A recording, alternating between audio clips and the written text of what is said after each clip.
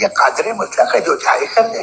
اس لیے آپ دعائیں مانگتے ہیں ہماری یہ کام کر دے وہ کر دے، تو اس کا مطلب ڈے ٹو ڈے لائف میں وہ انٹرفیئر کرتا ہے اور یہ دیکھ رہا ہے وہ. اگر وہ واقعی بھی ہے اور ڈسکشن سے، تو میں جب دنیا دیکھتا ہوں تو میرے دل میں اس کے لیے کوئی عزت نہیں پیدا ہوتی. نہیں کیا کر رہے ہو تم؟ پورا آل پاورفل ہو، اومنی پوٹنٹ ہو، اومنی پریزنٹ ہو. سن لیجئے، تم تو وہاں غزہ میں رہے ہو گے نا، تم ہر جگہ ہو. تم دیکھ رہے تھے کہ بچے کی کیسے ٹچ ہو، دیکھ رہے. تم چاہتے ہو میں تمہاری پرستش کروں گا؟ تم ہو بھی. سوال ہی پیدا نہیں ہوتا. ارے یار اس سے تو ہمارے چیف پرائم منسٹر ہیں، کچھ تو خیال کرتے ہیں.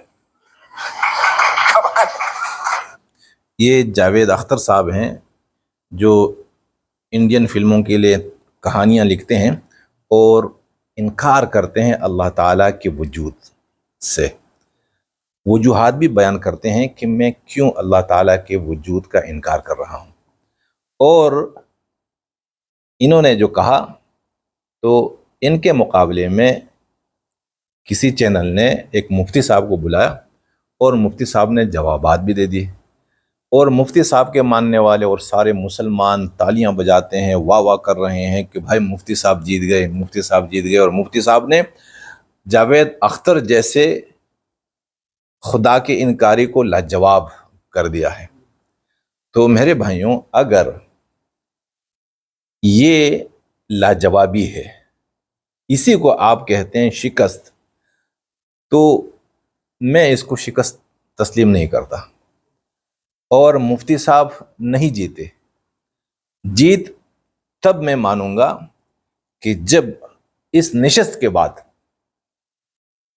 کہ جس نشست میں مفتی صاحب نے دلائل دے دیے اللہ تعالیٰ کے وجود کے بارے میں، تو پھر ہونا کیا چاہیے تھا کہ اسی سٹیج پر جاوید اختر صاحب اشہد ان لا الہ الا اللہ وحدہ لا شریک لہ واشہد ان محمدا عبدہ ورسولہ کا اقرار کرتے، اور پھر جاوید اختر اسی وقت اللہ تعالیٰ کے قانون اور اللہ تعالیٰ کے بھیجے ہوئے نظام کے سامنے بھی سر جھکاتے کہ اب جو اللہ چاہیں گے میں وہی کروں گا. تو اگر یہ دونوں باتیں ہوئی ہیں، مفتی صاحب جیت چکے ہیں اور میں سلام کرتا ہوں مفتی صاحب کو. لیکن اگر ان دونوں باتوں میں ایک بات بھی نہیں ہوئی، اور جیسے اس مناظرے سے پہلے جاوید اختر تھے تو اس مناظرے کے بعد بھی ویسے جاوید اختر رہے، اور کچھ بھی اثر نہیں ہوا ان کے اوپر، کوئی اطمینان انہیں نہیں نصیب ہوا، تو پھر یہ شکست ہے. کس کی؟ مفتی صاحب کی، مسلمانوں کی شکست ہے، اللہ کے ماننے والوں کی شکست ہے، سب کی شکست ہے. کیوں؟ کیونکہ یہ جو جاوید اختر صاحب ہیں اللہ تعالی کے وجود کا انکار کیوں کرتے ہیں، تو اسباب بھی بیان کرتے ہیں. کیوں بیان کرتے ہیں؟ اس لیے کہ ہمارے مولوی، ہمارے پیر، ہمارے مسلمان اللہ تعالیٰ کو کیسے بیان کرتے ہیں؟ قادر مطلق، جو کچھ ہو رہا ہے اس کی مرضی سے ہو رہا ہے، اس کی مرضی کے بغیر درخت کا ایک پتا بھی ہل نہیں سکتا. سب کچھ وہ دیکھ رہا ہے اور سب کچھ اسی کی مرضی سے ہو رہا ہے. تو جب جاوید اختر جیسے شعور رکھنے والا انسان ہوگا، اس کے ذہن میں تو ضرور یہ بات آئے گی کہ ارے بھائی، جب کوئی ہے ایسا قادر مطلق کہ وہ ہر معاملے میں مداخلت کرتا ہے، لیکن اس کے باوجود بھی غزہ میں چھوٹے چھوٹے بچے، معصوم بچے، بے گناہ لوگ، وہ کیوں مر رہے ہیں؟ کیوں یہ قادر مطلق ظالم کا ہاتھ نہیں پکڑتا؟ کیوں یہ قادر مطلق مظلوم کے آنسوں کو نہیں خشک کرتا؟ کیوں یہ انتقام نہیں لیتا ظالم سے؟ کیوں ایک اتنا امیر کہ وہ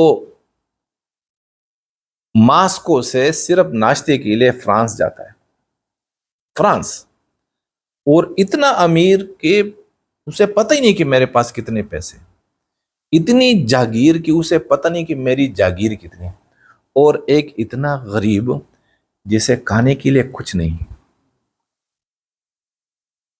ایک ظالم دوسرا مظلوم، ایک جابر دوسرا مجبور، ایک امیر دوسرا غریب، ایک حاکم دوسرا محکوم، ایک رو رہا ہے ایک ہنس رہا ہے۔ تو کیوں یہ قادر مطلق مداخلت نہیں کرتا ایسے معاملوں میں؟ ضرور سوال تو پیدا ہوتا ہے، اگر میں بھی اللہ تعالیٰ کو اس زاویے سے پہچانوں، یعنی جو زاویہ اور جس طرح ہمارے مولوی اور ہماری کتابوں میں بیان کیا جا رہا ہے اللہ تعالیٰ کو، تو اللہ کی قسم میں بھی نعوذ باللہ اللہ تعالیٰ کے وجود کا انکار کر لیتا۔ لیکن میں نے اللہ کو سمجھا کیسے اور میں نے پہچانا کیسے ہے؟ اسی لیے میں اللہ تعالیٰ کا داعی ہوں اور اللہ تعالیٰ سے محبت کرتا ہوں، اور اللہ کی قسم میں اللہ تعالیٰ سے اپنی جان سے بھی زیادہ محبت کرتا ہوں۔ وہ اتنے رحیم کہ اس جیسا رحیم کوئی نہیں، میری ماں سے بھی مجھ سے زیادہ محبت فرماتے۔ لیکن جو تصویر کشی ہو رہی ہے، جو تصور ہماری مولوی ہمیں دے رہے ہیں، وہ غلط ہے۔ اسی تصور سے، اسی غلط تصور سے لوگ انکار کرنے پر مجبور ہو رہے ہیں۔ اور وہ کون سے؟ جیسے جاوید اختر جیسے بڑے لوگ، ذہین لوگ، لکاری لوگ، وہ اللہ تعالیٰ کے وجود سے انکار کرنے لگتے ہیں۔ قصور کس کا ہے؟ کیونکہ ان کے سامنے اللہ کے تصور کو غلط انداز میں رکھا گیا ہے۔ تو میں انشاءاللہ اس پر مزید بھی باتیں کرتا رہوں گا، لیکن یہ ہے کہ جس طرح جاوید اختر صاحب اللہ تعالیٰ سے شکوہ کرتے ہیں اور ایک احتجاجی طور پر اللہ تعالیٰ کے وجود کا انکاری ہیں، تو میں ان سے کہتا ہوں کہ دیکھیے یہ جو دنیا ہے، اللہ تعالیٰ نے دنیاوی معاملات کو انسان کے سپرد کر رکھے ہیں، اور اپنی مرضی کا ایک نظام بھی دے رکھا ہے، اور اس نظام کو آزمایا گیا ہے۔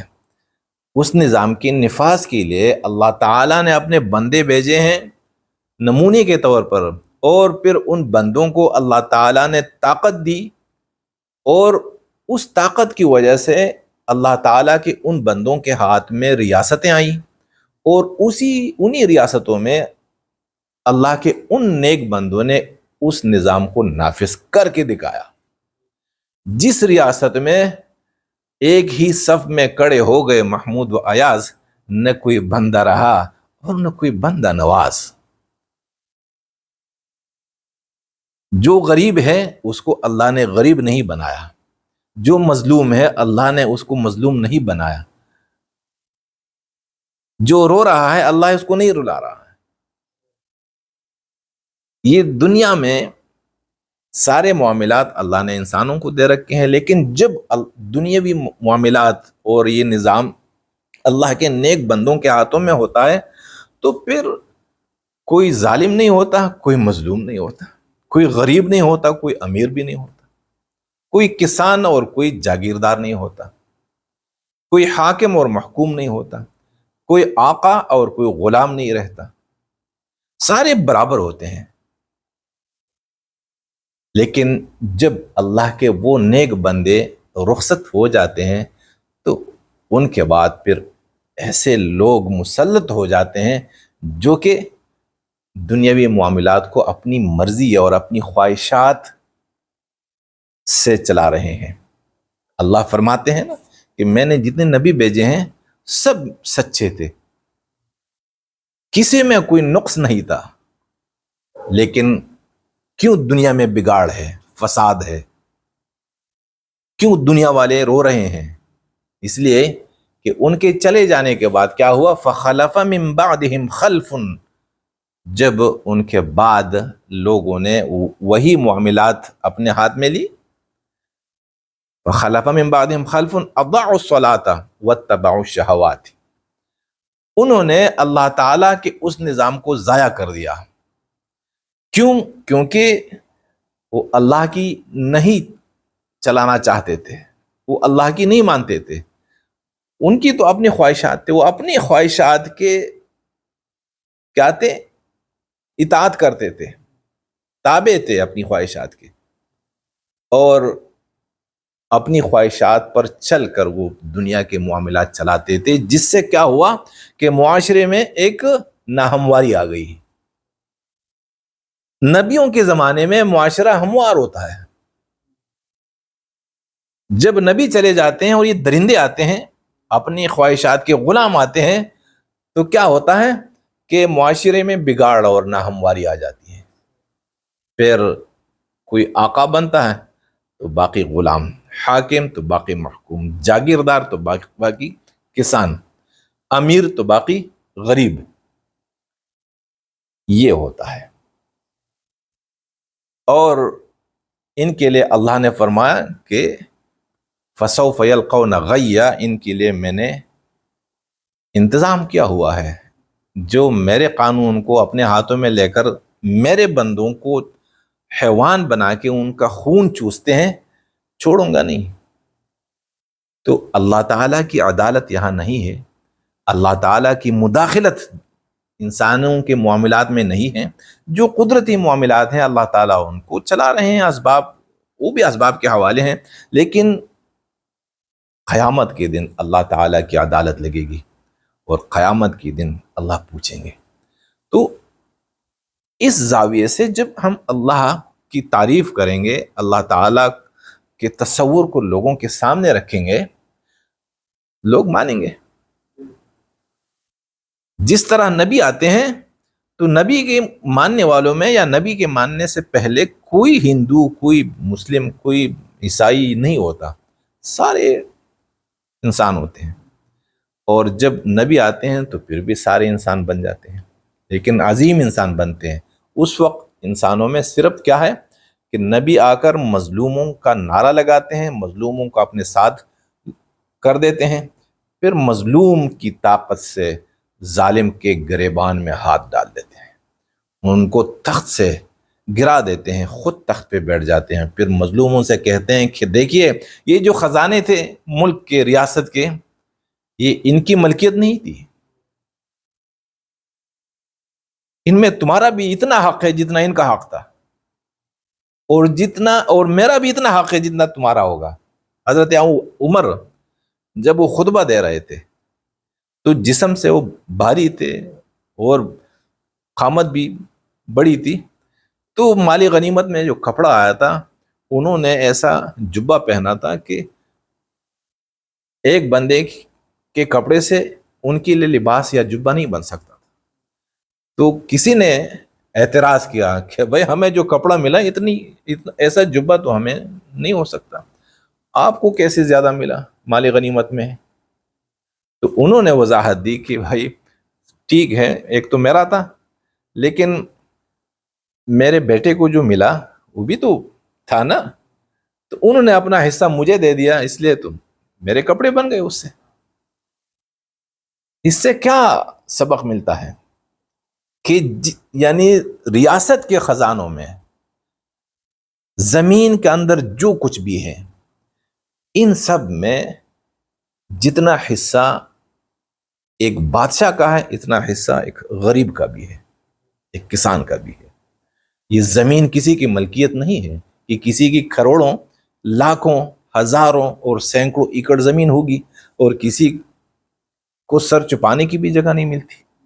یہ اللہ کی تقسیم نہیں ہے، یہ اللہ کی چاہت اور منشا نہیں ہے، یہ انسانوں کی درندگی ہے۔ یہ جس کے ہاتھ میں طاقت آتی ہے ریاست کی تو وہ اس طاقت کا غلط استعمال کرتے ہیں، پھر وہ کیا کرتے ہیں، وہ جنگل کا قانون نافذ کرتے ہیں۔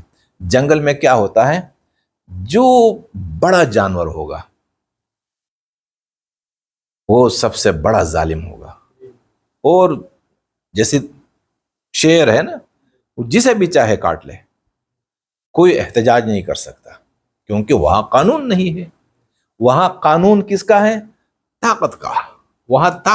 وہاں پر طاقت قانون ہے۔ وہاں بادشاہت کس کی ہے؟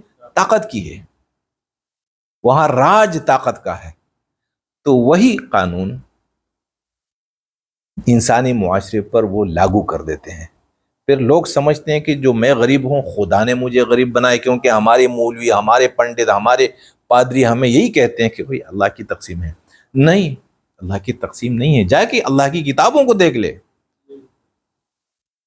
کون کہتا ہے کہ اللہ، اگر یہ اللہ کی تقسیم ہے تو جاوید اختر صاحب حق پر ہیں۔ کوئی بھی اللہ کو نہ مانے اور کوئی بھی اللہ کے سامنے پرستش نہ کرے، کوئی بھی پوجا نہ کرے۔ پوجا وہی کریں جو عیاشیاں کرتے ہیں، جو لوگوں کا خون چوس رہے ہیں۔ نہیں، یہ تقسیم، اس تقسیم پہ اللہ راضی نہیں ہے، مگر اللہ مداخلت نہیں کرتے۔ تھوڑی سی زندگی ہے، اللہ نے طاقت دی ہے، شعور، علم، سب کچھ دیا۔ اب استعمال کیسے ہو رہا ہے؟ انسانوں کی بلائی کے لیے یا اپنی خواہشات کی تکمیل کے لیے اس کا استعمال ہو رہا ہے۔